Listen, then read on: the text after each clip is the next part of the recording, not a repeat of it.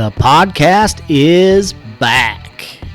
Welcome to Tasler Guide Service. Join along as my guests and I dive into our outdoor adventures, share some laughs, and of course a few beers. A new episode will be released every other Friday at 5 a.m. I hope you guys have as much fun watching as we did making it. So I got my camera rolling, so while we're both close, introduce Jason. Is it Feerrar? Is that how you say your last name? Catching America on YouTube. Catching America with J and C. And then kind of tell us how you got started with that. Tell us the whole backstory of nature. And well, about 2 years ago we went to Texas and stayed in a camper and decided we could be comfortable that way. We bought a bus, a short bus. I always knew I'd grow up to live in a bus or a van down by the river, be homeless. So we bought a bus, converted it to an RV. And my wife and our little dog, we started a channel. And I asked my wife, I said, what can we do? And she said, I don't care. I said, well, I want to catch fish in all 48 continental United States. So as of September last year, we left home. Our daughter graduated in July. We left home. So our last one, we were done. We went to Texas, and we've been to 27 states since September. You caught fish in every one? Caught fish in every one. Awesome. Yes, we have. And this hopefully make 28. Well, I caught a fish already, but hopefully I can catch one here with Ryan. We can scratch off Iowa. But so you're from Kentucky originally? I'm from Kentucky. And you've since September you've fished in 27 different states. 27 different states. That's awesome. All the way from Maine to California. Which your job, when you work it, you do deliveries. Yeah. Right? All over the nation. All over the nation. I was doing a courier company, delivering from Louisville, where I'm from, to Chicago, Pittsburgh, all the way to Maryland. Endrod's getting excited. He's not bit yet, but the bait's getting excited. That's the best part about doing it on location. We get interrupted, hopefully, by Bob. Bob's a flathead in this area that I caught 3 times last year. Well, I'm pretty sure it was the same one. And I haven't been here to pick on him yet this year. So Jason came all the way from Kentucky. He's got to go back to work next week, he said. So he made a trip up. He camped up here a couple days, and I took some time after work. We're going to hopefully find Bob. He should be 36 to 38 pounds this year. He was about 33, 34 last year. I don't want to jinx it by talking about him, but he's not shy of the camera. I've got him on camera a couple times, so hopefully he shows up. And hopefully we have a good time.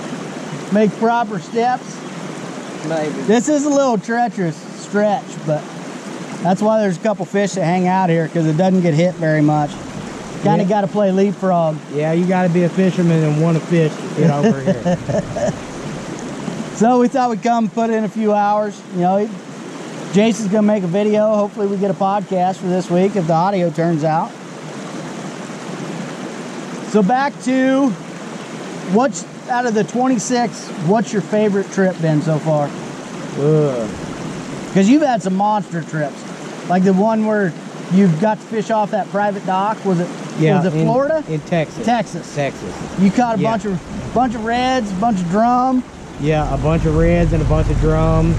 During that time we were in Texas, I fished, me and my wife fished off this private dock where we were staying at, and they've had a shrimp boat marina there for 60 years, and that's why these fish stack up in there. Because everybody throws the shells or everything after they clean them? They stack up in there.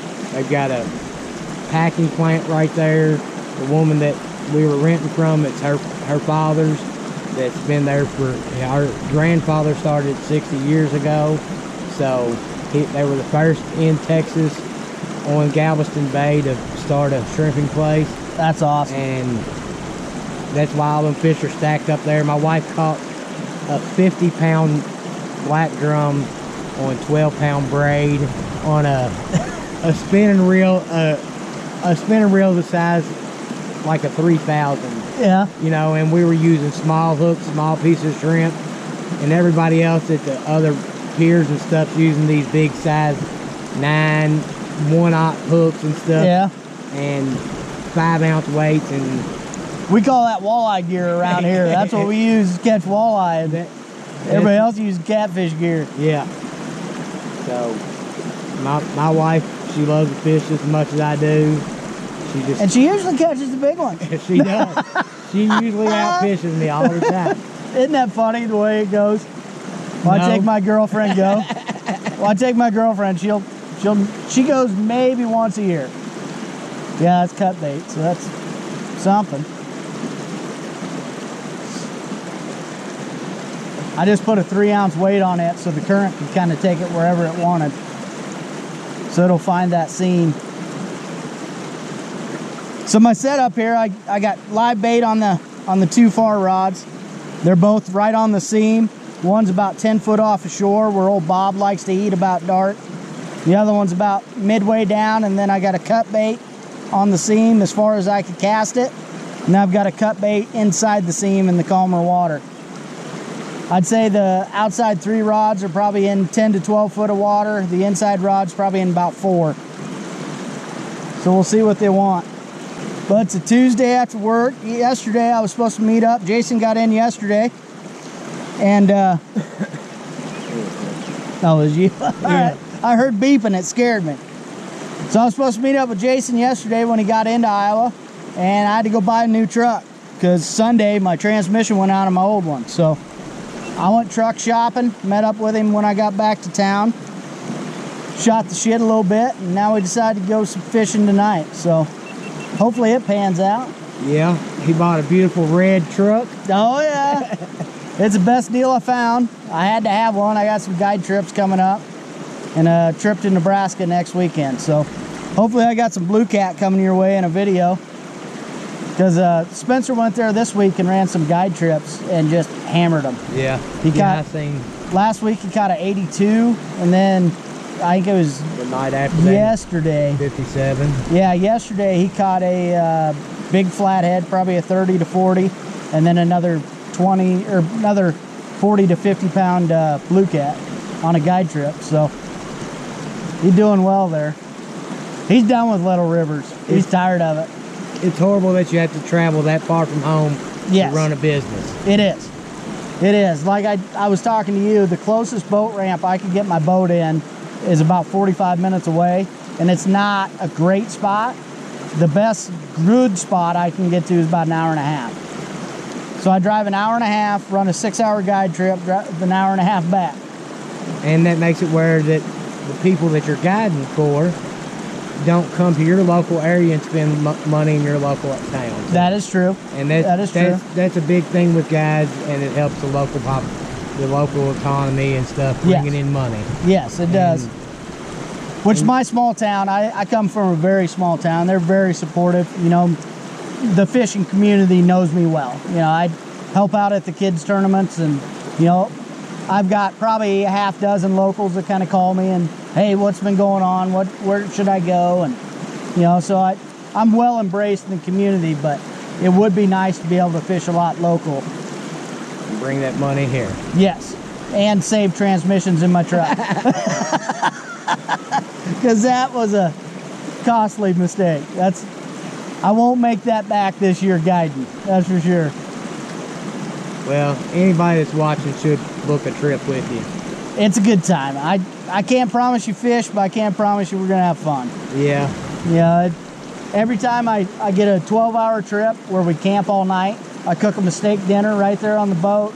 You know, we have nice big ribeye and asparagus or potatoes or last trip, I haven't put the video out yet, but my last all-nighter, I caught hen of the wood mushrooms and yellow oyster mushrooms. So I cooked them up for hors d'oeuvres, then we had a big ribeye, and it was a pretty good time. Did y'all catch any fish? We caught 2 channel cat. One was about 12 and one was about 8. So nice big channels, but we didn't have any flathead. The flathead this spring has been tough. The last couple weeks, they're kind of coming out of spawn, so the bite's kind of turning up. Yeah. Especially in the bigger river that I fish quite a bit. They've really turned on the last 2 weeks. So I'm excited. I'm gonna go on that trip in Nebraska this weekend, and then after that, I'm gonna start hitting it hard. Now that I have reliable wheels and whatnot. Are you gonna hit it hard local, or? No, I'll travel to the river and the big river and boat. Yep. Mainly because I got 6 or 7 trips coming up the next month, so I want to do some heavy scouting. Right. Make sure I'm putting clients on fish. And it's nice because Spencer's running trips all the time, so he's got intel. I got a couple other buddies who fish 4 or 5 days a week, so they're giving me intel. You know, we just kind of work as a team. That's good. And it definitely helps. Good to have extra ears and eyes. Yeah, if they can help me with intel and I can help them, you know, Whisker Seeker Tackle helps me out with everything I need for gear. You know, JB's Fish Sauce, you got a couple samples today, so let me know. I want you to do a true video on that and let me know what you think about them. Because I've had great luck with them, and a lot of people I've given them to have had great luck with them. 2 that you give me, what flavors were they? And garlic and coffee. Garlic is the one that I've used the most, and I've got a kid who is a up and coming bass guy. He was on the last podcast. And he loves the garlic. Yeah. Like anything, he's ordered it 2 or 3 times, and anything I've got, I share with him, and he's absolutely in love with it. And he's a pretty top quality bass guy. Right. And the coffee, I've had great luck catching bait with it. I've used it on my night crawler, and bait fish love it. I'm not a bass guy, so I don't use those scents a whole lot. Ice fishing I do. I use, they got one that's called Black Magic. Yeah. And another one that's called Waxworm. I use those, every ice fishing bait that goes in the water, I've got those on there. And there's a lot of times where that's the only baits that catch fish. So I'm going to try that garlic. I'll try the coffee boat on my hamburger bait when I fish these pay lakes. Yeah. To just see if it gives you a little advantage. Because my hamburger bait, it works real well, but it takes it a few minutes to start breaking up and get bit immediately. Yeah. So adding that scent to the outside of it might bring them in and get them started quicker than what. Because you'll cast it in and you'll see like an oil cloud that comes out. It's pretty cool. The rainbow effect. Yeah. So talk about your hamburger bait, your punch bait, you call it. Well, my hamburger bait is, I take hamburger, I'll take 2 pounds of hamburger, a big carton of quick oats, and about a half a bag of flour, and a pint of Jim Beam. It's hard to go with that. I mean, to just pour it in your bait. Well, one for it, one for you. I am from Kentucky, so we are the home of bourbon, and Jim Beam distillery is about 45 minutes from where I live. So that's what I use, and I'll mix it together until it makes a good stiff dough, and then I'll put it in a bucket and leave it outside. Let it ferment. I never put it in the refrigerator. Most people put it in the refrigerator. We might be getting interrupted here. That's all right. That's the best interruption. That's right. That's what I was hoping for on location podcasts. So I just leave it outside all the time.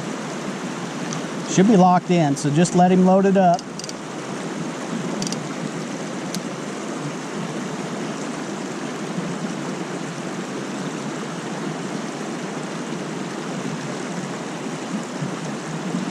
Still there?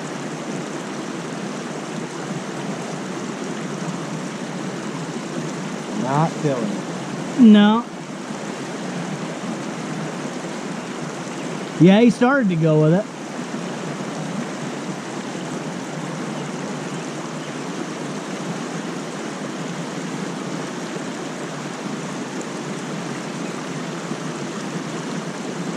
And I have a punch bait that I'm not much on giving out the name of it. What's the difference between a hamburger bait and a punch bait, I guess? The punch bait is just lay them loaded up.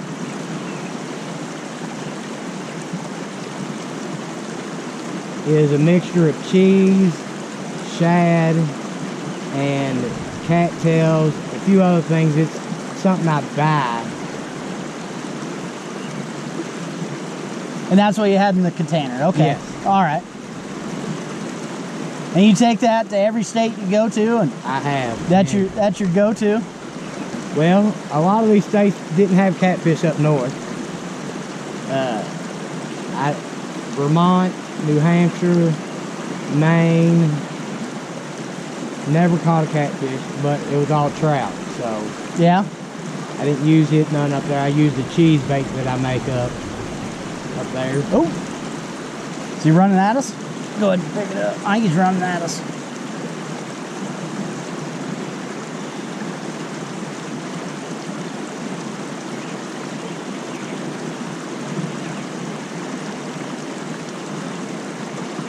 Really?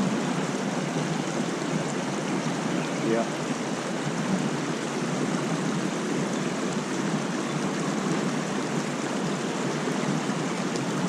Fish on. Fish on? Interrupted the podcast with a fish. On location. Yeah, keep him out of that other line. There you go. Oh, is he snagged or just rolled up in it? Oh, it's a turtle! Oh, Turtle on! should have known. Nothing says Tasler Guide Service That's like right. a leatherback. Jesus. Lord have mercy. I should have known. If I was coming fishing with Ryan, I was going to catch a turtle.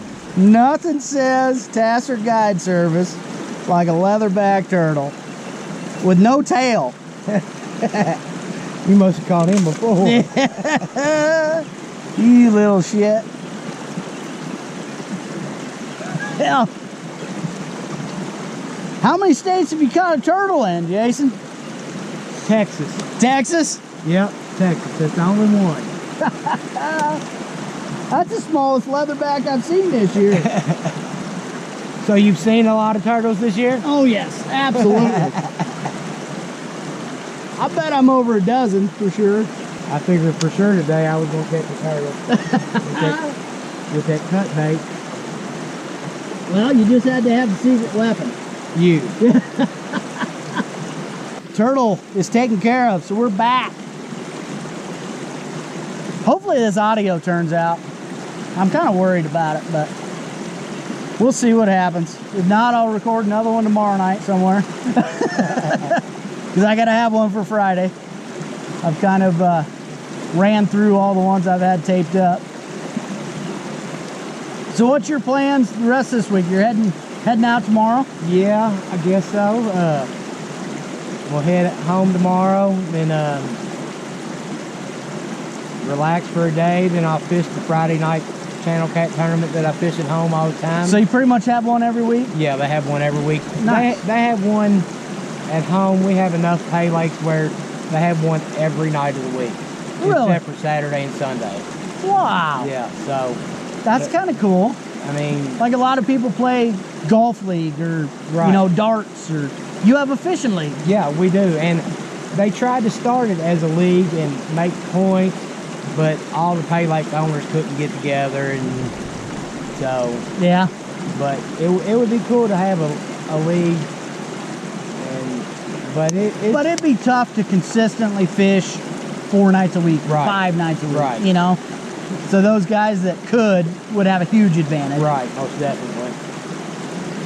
But if you'd switch the pay lake, like fish one this week, one the next week, so you Where have like the a point- 4, yeah. Where the point system, that's what they try to do, a different lake each week where the points would count. So like once a month you would fish this certain lake. Right. And, yeah.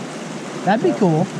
But I mean, they never could get it together. It's kind of,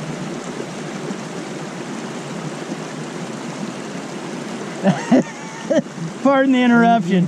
Cut bait just got hit again on the seam.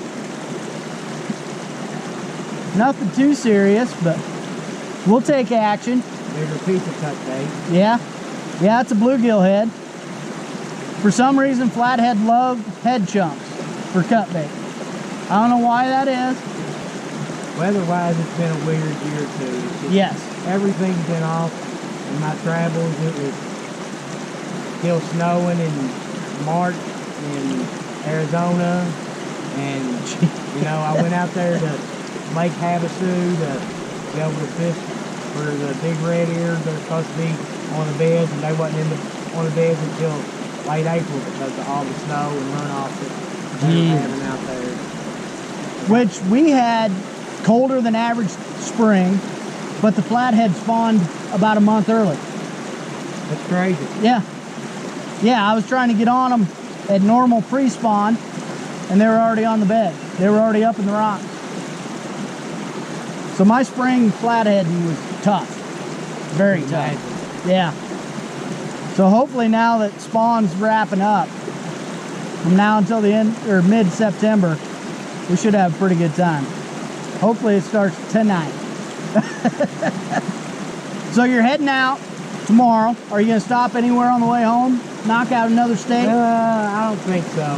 No? I think I'm going to just head back to the house. It's a long drive, and I thought about heading further north, but then that just makes it a further drive home. Yeah, absolutely.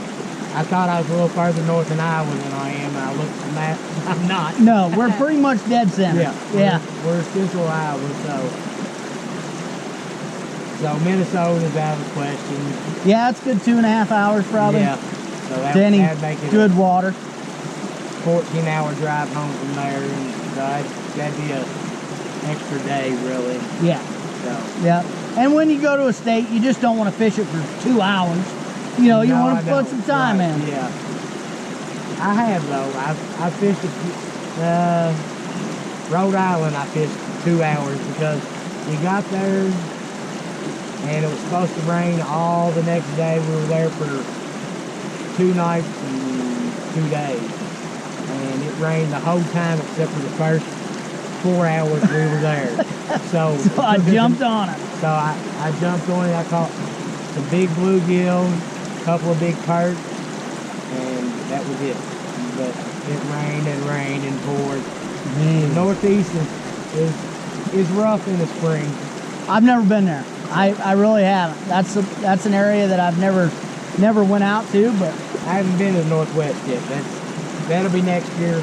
Our plans after we're going back to Texas where our bus is at after Thanksgiving, and we're going to stay there 6 months. I've got a guide that I've talked to. I've got access to a pontoon and a 14-foot boat, an aluminum boat. I've got a guide that I talked to, and he's going to take me under his wing a little bit. Yeah. And show me the ropes on alligator garfish. Hell yeah. You know, I mean, I've been fishing That's a fun winter. all my life. And I want to be in a fishing industry. That's what I want to do. Yep. Is catch fish for a living. Take people on fish for a living.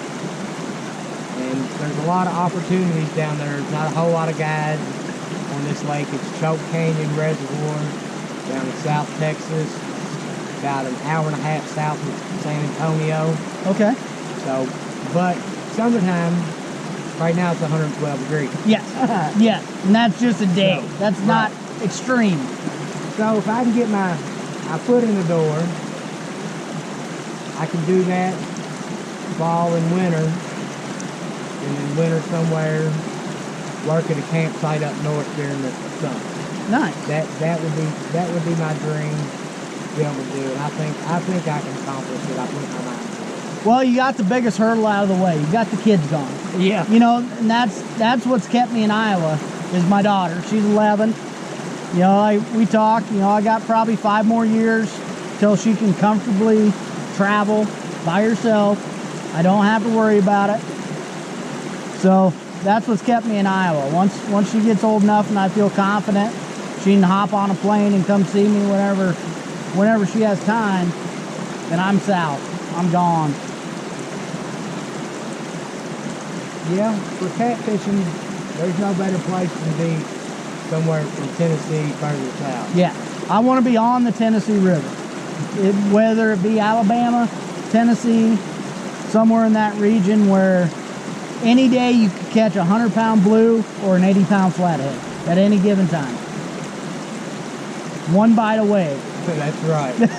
And that's all it takes is one bite to make it a good day. Yes, absolutely right.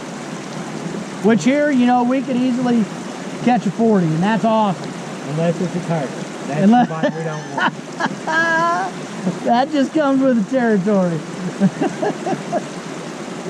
Yeah, I've stacked up some turtles in my day for sure. We got something going on that one, but nothing. Something messing with it. Yeah. Hopefully, like you said earlier, draws attention to something more prominent. That's right. These little kids get down there ripping at that bait and get that felt, moving on down the river, and gets their attention because I hear the noise of them ripping at that bait. They come over to check out, see what's going on. And it's 7:30, so we got about 2 hours, I would say, before Bob shows up. About 9:30, it usually starts getting about dusk. So we got some time yet. Well, we can still catch bud or Bertha Yeah. or Beatrice, his sister. That's right. Somebody.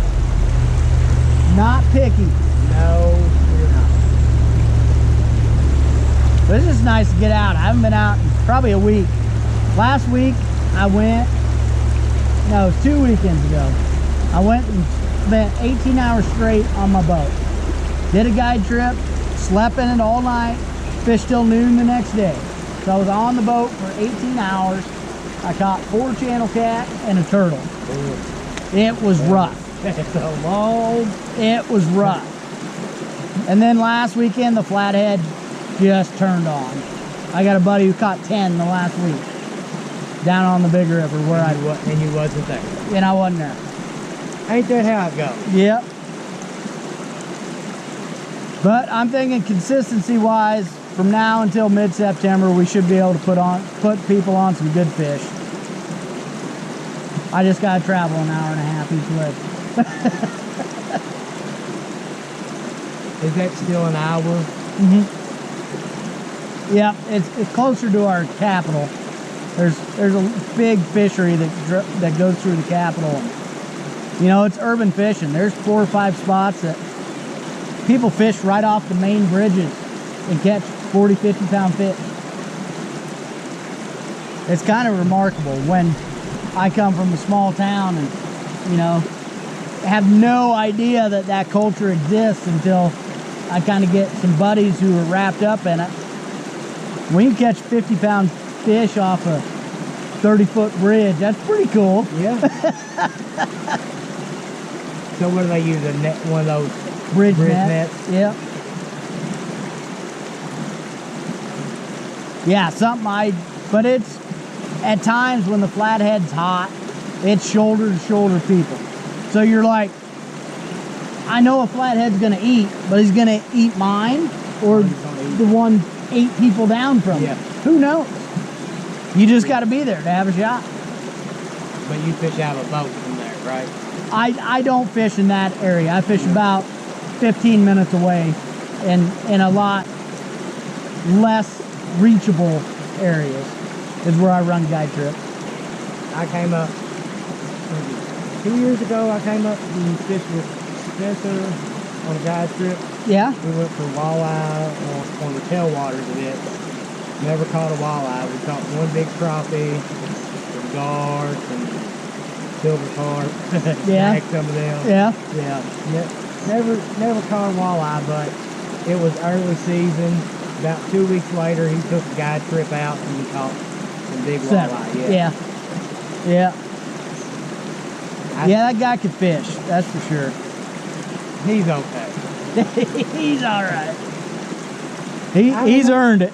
I don't know if he can fish or if he just does a lot of fishing. That's the key to fishing. That is. And I bet like he's been on the big river the last week running guide trips, and He probably hasn't showered in 8-9 days because he's fishing non-stop. He just goes. And then when he can't stand to smell himself or he has a guide trip, he'll run into town, take a shower, go back at it. Well, I live in a bus. I've got a cure for that I can show him. We use a 5-gallon bucket with a induction heater that plugs in, and he's got a generator with him. He can plug it in, heat the water up, and then we have a rechargeable shower head that goes down into the bucket, and they shower right there. Really? Yeah. That's pretty cool. That's definitely a helpful tip. And then you pack it up, it takes up 0 space. 0 space. Same as a 5-gallon bucket. Well, I mean, the 5-gallon bucket's what takes up the space. Yeah. And I mean, you really don't even, I mean, if you're out here in this warm, you don't even have to heat up the water. No, that cold shower feels way better than a warm shower anyway. But, I mean, we use it all winter long in Texas. We have a collapsible outhouse on the side of our bus built that is our shower and our bathroom. We've got a camping toilet. We use that. So we do have a sign on our bus that says no pooping in the bus. We do have a bucket we pee in at nighttime so we don't have to go outside. But, you know, I mean, just safety reasons as well as any. And, well, not just safety. The mosquitoes in Texas will carry you away. I bet. They're not big, but there's so many of them they will carry you away. I mean, most of the time when I fish in Texas, it's early March. So I don't have to deal with the mosquitoes as bad. Well, we go to like Texoma. We fish there quite a few times. I fished there. I caught a flathead on the only flathead I caught in my trip on a night crawler. Yeah? Yeah. I've never caught a flathead there, but we've caught some good blues there. I think my biggest blue was there. And have you been out west any? A little bit. I got a sister who lives in Vegas, so I've been. So you've been to Hoover Dam? Yep. I see I caught a fish out of Lake Mead. Oh, hell yeah. Yeah, I caught a smallmouth about 2.5 pounds out of Lake Mead. That's cool. You know, that's one of my prouder fish that I have, because I know so many people that fish in the fishing community that have been to Las Vegas and they go look at Hoover Dam and never drop a line in that big water. Nope, never have. I went there and I caught fish on my own, and that's a lot of self-gratitude that I have with myself, that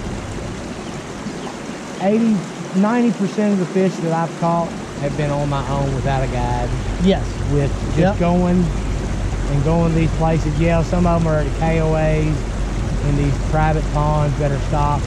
Makes it a little bit easier, but I'm still catching fish on my own without the help of a boat. Yeah, you can show up wherever you feel like it, and you're still going to put fish in the boat or on the bank or whatever you got.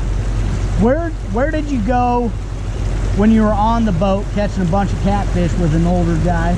That's the lake that in Texas. That's the Texas lake you're talking about. Texas lake. That's the boat that I have access to. That looked like a fun trip. That is a fun place. That would be a great time. That is a great place. There's not a large number of large catfish in there, but there's a large number of catfish. Yes. I mean, a large number. And it's very few and far between where you find both. Right. Either you have a big numbers or you have big fish. But that's where they have big crappie in there. I mean, 2-pounders on average. Oh, wow. Yeah, big crappie. So dinner was good. Yeah. And big alligator gar, big bass, and big alligators. Yeah. I don't know if you've seen on one of those videos from Texas where there was one, we were fishing and he was on the bank 40 feet from us, and I go to cast at him and my reel messes up and it lands about 10 feet from him, and I'm using a float, and I fix my reel, then I look up, my float's gone. But no, he's still laying there. I caught the biggest channel I caught the whole time I was down there, about 12 pounds right in front of that alligator. Oh, Jesus. He knew where to sit. Yeah. He was hungry. He was gonna go eat him. Nah, he was up there. It was early Yeah. year. Yeah, when we pulled up to that cove, there was a bunch of vultures around. The old man I was with, Mr. Willis, he said, 20 minutes after we're here, alligator's gonna show up. He's somewhere around here, he's got to kill. He said, because all these vultures around, he's got to kill somewhere around here. And we seen, while we were down there, and about 20 minutes later, this 10, 11 footer showed up. Yeah. And Want to go swimming? Nope. no. Yeah, he was big enough where he might not have attacked you for food, but he'd attack you just to... He'd have defended his kill. Yeah. Yeah. But that day we seen 3 or 4 big alligators. But the reason why they attack you doesn't matter. No. It doesn't matter at all. No. Whatever he gets a hold of, you're not going to have it. No, it's just gone. Yeah. Yeah, and it's not a clean break or a clean bite. No. They're going to grab you and roll until something breaks off. That's right. And then you're going to get away because they're going to eat whatever broke off. Yeah, yeah. And you always got that story to tell. My nickname was Stumpy. Yeah. I don't want to be Stumpy. Good thing the ligament at the elbow broke before the shoulder. Yeah. So at least I have part of an arm left. I didn't bleed out right away. Yeah, that's crazy. Luckily, we don't have that to deal with. Right. Because I wouldn't be standing here. Yeah. Yeah. Yeah, there's not much room for maneuverability around here. No. You got to think about every step you take, but hopefully we put a bigger one on the board and it'll be worth it. It's still worth it just to be out there. And this is a beautiful place. I love this park. And the weather is beautiful. Yes. It is not humid. There are no bugs. No. And if there is, I got a thermocell. We'll plop down on a rock, but there, I mean, but the humidity is why the bugs aren't here. There's an old, was it Roadrunner maybe? El Camino. I thought it was maybe the El Camino. Maybe El Camino. Some older car just pulled through, checking the place out. He's probably gonna pull out some cat rods and go fishing. It wouldn't matter to me if I had an old car like that. I'd still smell like bait and fish. Yep. Yeah, that's what, you know, I just bought the nicest vehicle I've ever owned. And on the way home, I told my girlfriend, I said, don't get used to it. This is the cleanest this will ever be, ever. And to this, I mean, right now, the floorboards are all dirty because I was, I went to work and came home, and it'll never be that clean again. I mean, it's a work vehicle. It's not. Yes. It's not something to look at like that old car that we just seen. Yeah, exactly right. It's meant to be used. It's not going to be cherished. So how long have you been fishing this spot? This spot, probably since I was 12 years old. So 46, so 34 years-ish. And I've caught a lot of them. You know, that 34 was probably average of the bigger size. Right. I think I probably caught maybe 140 here. But it's usually a lot of 30s, a ton of 20s, and then you got some eater fish thrown in. And usually, you know, I have caught some of the bigger channel cat I've caught in Iowa here. You know, the 10, 12 pounders. As far as river channel cat, that's pretty big for Iowa. We came a little early, but it's still early. I wanted to fish with you since you came all this way, and I haven't talked to you for probably about a year, wasn't it? You came up about a year ago. Yeah. And tell them the night you came up. And you just happened to be passing through, right? You were working? Right. I had a delivery to Chicago, then one over to Detroit. So I decided to make the drive over here. And came over here, and it was about 80 degrees. And the biggest thunderstorm that you could think of. And I'm in a park, camped out in my van, underneath a bunch of trees. Oh, yeah. Huge trees. Yeah. not a smart decision, but And you got in late. I mean, it was late, and this big thunderstorm rolled through. Tornado warnings everywhere. It was bad. it was pretty And bad. then I wake up the next morning and it's 40 degrees. Yeah. Because it's November when I was up here. Oh, that's right. I was yes. trying to walleye fish. And then it got even colder during the day and started flurrying. But when I showed up that night before, it was 80 degrees. Welcome to Iowa. Welcome to my weather plan. Yeah. It seems like anytime, but you can't plan anything around weather. If you plan around weather, You'll must never have- go. Well, Yeah. that, or you must have a wonderful job that'll let you go whenever you want. Yeah. Yep. Yeah, it never fails. If I make an ice fishing trip with my buddies, or a long week trip with Spencer or something, the weather's gonna suck at least half the time. Yeah. Yeah. If you could, You've got to plan on it. yeah. So when I'm out on a deserted island camping, that's where you're at. There's no other option. Yeah. So you just plan for it every single trip. You got to make sure you have your rain gear, your stuff that you can stay dry and as comfortable as possible. I try to in those bring an extra situations. sleeping bag, 2 or 3 extra pairs of socks. Make sure your mud boots are always with you, because it's gonna happen. Yeah. Yeah. Especially when you plan a trip 2 months out. There's no way to tell No. what the hell the conditions are gonna be. And with my job, I've got to do that. I can't just pick up and go. That's the thing. We've been off. Me and my wife, we worked hard for when COVID hit. COVID made us a lot of money. Yeah. Doing Because you were running COVID tests. right. Right. My wife was picking up COVID tests throughout the state of Kentucky and bringing them to a testing center that they would check them and then send back the results out in the state. And we made a lot of money off of COVID. Yeah. And At least somebody did. yeah, we had a good little nest egg, and we made 27 states with it. So That's awesome. hopefully we can get back to. I'm gonna go back to courier service, and my wife will go back to doing some courier also. And you're gonna do that till winter, and then you're gonna head to Texas. Right. What are you gonna work down there? Or are you just gonna? Yeah, we're gonna go back to a brick and mortar job, even though we hate to. Yeah.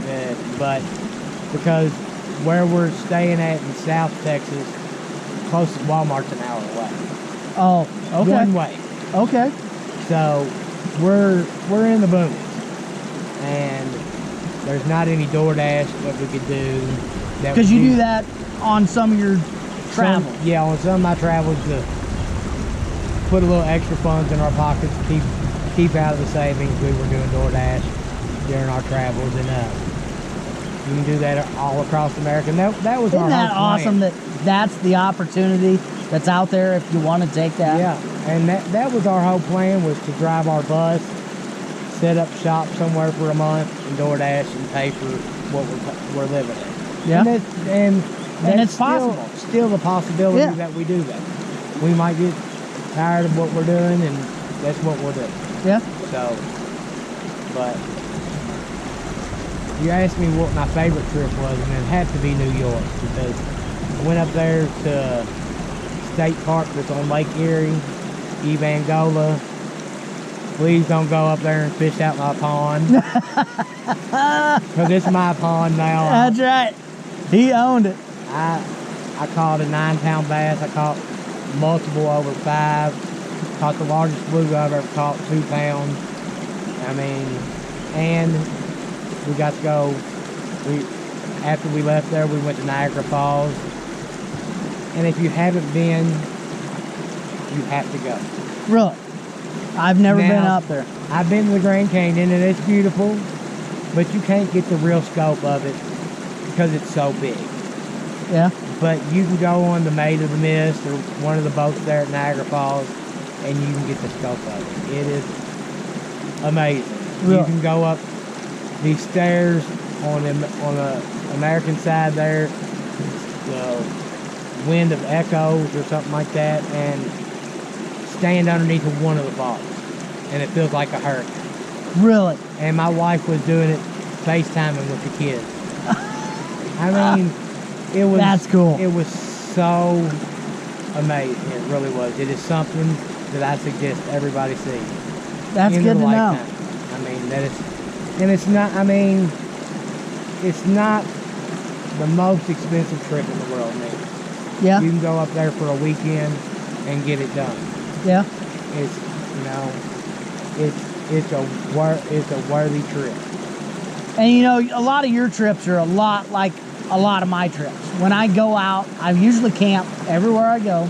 You know, if I don't bring food, I make food. You know, we do everything by campfire. We don't eat out. Yeah. You know, I've got a propane grill we bring along. So most of my trips are dirt cheap. Yeah. You know, I mean, that's the only way you can do it and be able to enjoy it without saying, "Oh my gosh, I just gotta blew pay $8,000." Yeah, I gotta pay all these credit card debts off now." Yes. Yeah. To me, that takes Is the that a fun out of it beaver, or all. is that a... See it on the rock over there eating that branch? On the rock, eating the See branch. the highest rock over there? Yes. Look to the left.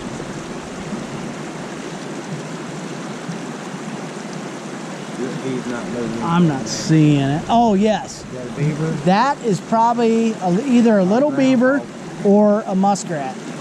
It may be a groundhog, too. It's kind of too far away for me to see. And they blend in so well, but it's eating like a beaver. Yeah. It's grabbing some greenage off the rocks. If there's a beaver, there's a flathead. That I know there's flathead here and there's beaver here. Yeah, I was walleye fishing here one time, and I had a beaver come literally right in between these two rocks and just look at me. I gave him a little thump with the walleye rod, and off he went. Oh, it's good to be out in nature. It is. And that's the name of our bus is Nature. Yeah.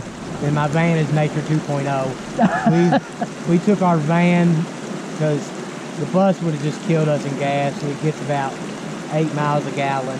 Yeah. So, and it would have killed the bus and we wouldn't have had nowhere to live. So, we left. Now, you took a bus on one of the trips, and you were stranded for a while, yeah, right? Yeah, on our way to Texas, on our first trip in Mississippi, we had made it to our first destination, Reelfoot Lake in Tennessee. In Mississippi, we lost the right two rear tires on our dual, so we had to have a new axle. It's an 88, so when the price of scrap was up, all big buses like that Got scrapped. Yeah. Yeah. They scrapped Absolutely them right. So it took us 8 different people calling for 3 days, and we finally found one in eastern Kentucky, all the way from Mississippi. Right where you came from. Yeah. Yeah.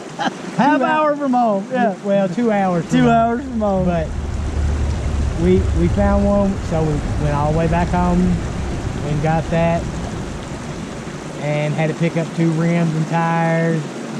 Had to look for them somewhere else because that junkyard didn't have them. Oh. It was a test to see if we really wanted to do it. Yeah. It really was. I can see that. We wasn't that far from home, and we could have said, well, it's over. Maybe this is a sign. Yeah. But now that's what we wanted, and we stuck with it and got our bus back together. And when we got the new rear end in there, it needed a new rear end the whole time. Yeah. The whole time. This was not a coincidence. No. Yeah. And I was doing 60 when I lost both tires. They just came off? Yeah. Oh, shit. Both tires. And because the rear end locked up, and they busted the lugs off, and they came off, and if I would have been driving an old RV, I'd have died. Yeah, absolutely right. It'd have been so top heavy, it'd have rolled.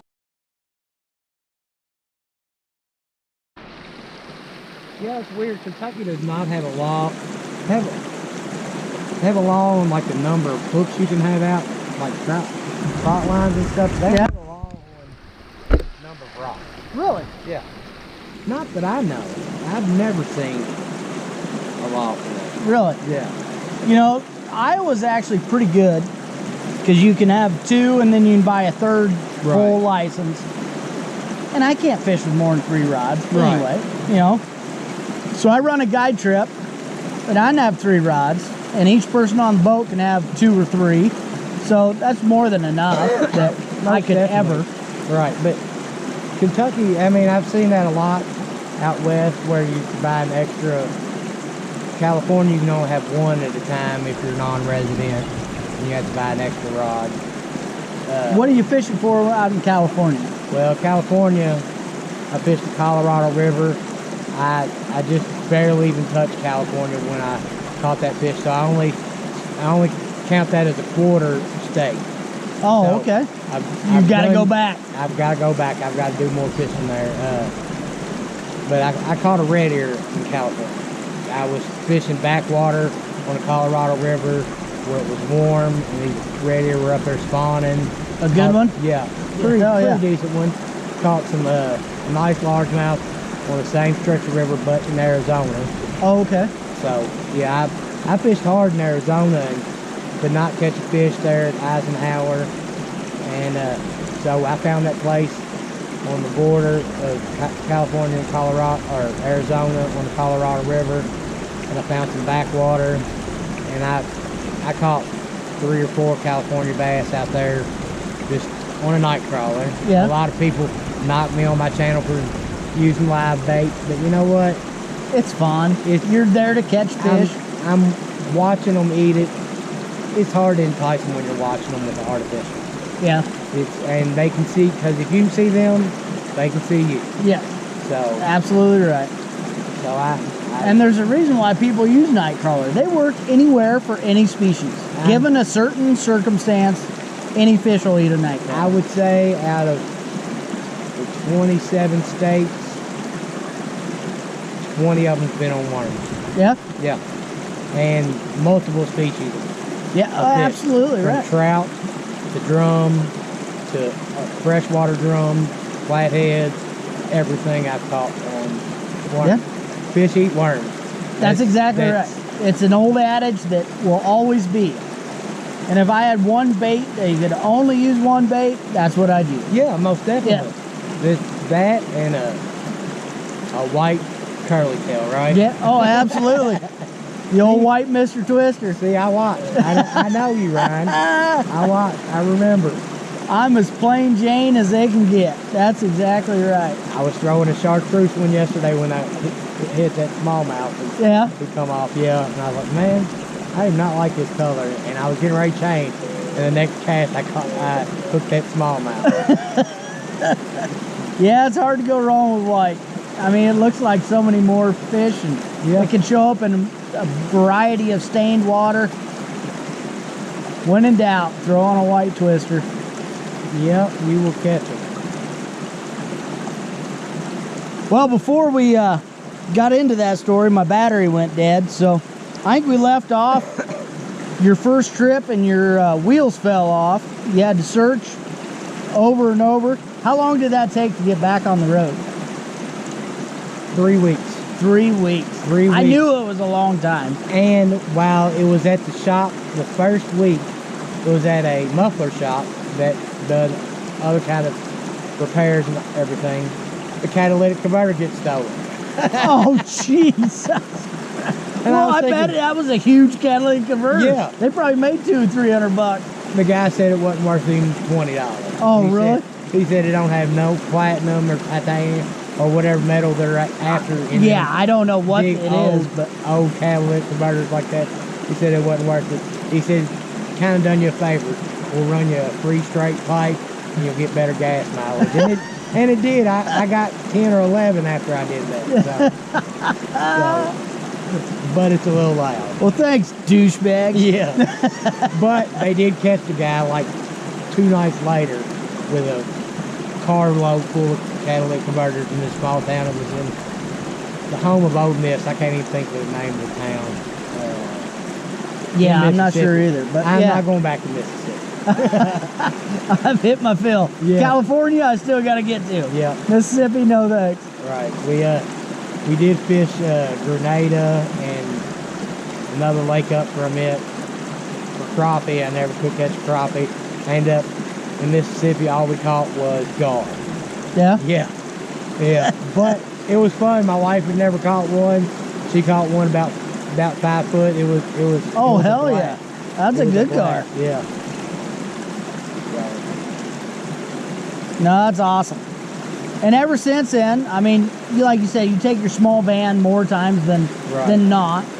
But nature is still up and rolling. Yeah. She's fine. She's in Texas. The guy that it's his house. He's my brother's father-in-law. So, but he's back up in Louisville for the summer because he comes back. He's been down there 19 years. Oh, wow. He comes back every year for the summertime because it's just so hot down there. But my bus is still sitting down there, and we'll be back in it in November, and hopefully plans go the way I'd like, and we can get a guide service started down there on that lake.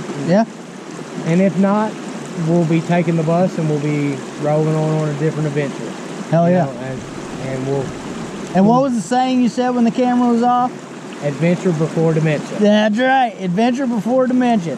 Do it while you freaking can. That's right. Because if you wait until you want to retire, you're going to be too old to enjoy it. That's too old to enjoy the way I want to live. Right. You know, I mean, I wish I could have done it when I was 25, when I really could get around. And I could have hiked in the Grand Canyon. I could have hiked in some of these mountain places that I went.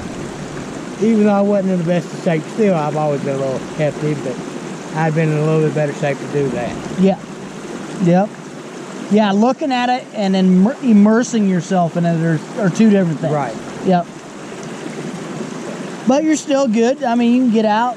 Yeah. You know, I'm not going to show you the way here, but it's kind of sketchy getting here. Yeah. And he made her. We did good. I plan on getting wet on the way out, probably. He did call it. We got to break in the truck right. I'll throw him underneath the tonneau cover. All right, guys. Well, it's getting about happy hour, so I'm going to wrap up the podcast. I don't know if this is going to make a show or not. I don't know with the rapids if we're going to have any audio. But it was a good conversation. I thank Jason for coming up from Kentucky. And you need to tune in to Catching America with J and C. Yep. Jason and Carrie.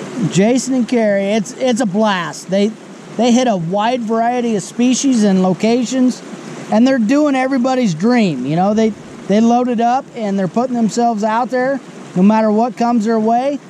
So, you know, I've been friends with Jason for over a year now. We talk back and forth quite a bit. So I'm so happy to see all the success you're having as far as adventures and memories and your YouTube channel as well. So I thank you for coming on. Hopefully it turns out. If not, we'll do it another time. All you right. know, we'll do it online or something, or the next time you're back. But thank you, and I hope he catches a 40 tonight. Well, I appreciate you having me. No problem. You're one heck of a guy. You do have a good attitude about this and make people's times enjoyable out on the water. And that's the main thing, is enjoying your time on the water. It's not about catching fish. It's not, but it sure helps. It does. It helps. But you put it where it needs to be to catch fish. You put in a lot of time and energy into fishing all your life. Yes. So I appreciate you having me on, and hopefully we can catch fish this evening. Absolutely. Tune in to Catching America, because he will have footage from his Iowa trip. So he caught some small ones, and hopefully we throw a kicker in there and he has a good one. So tune in. I'll see you next week. Hopefully I've got some slob blue cats on me. Thanks for watching, guys. If you like the podcast, subscribe to Tasler Guide Service and subscribe to Catching America. We'll see you next week. Thanks. Thanks.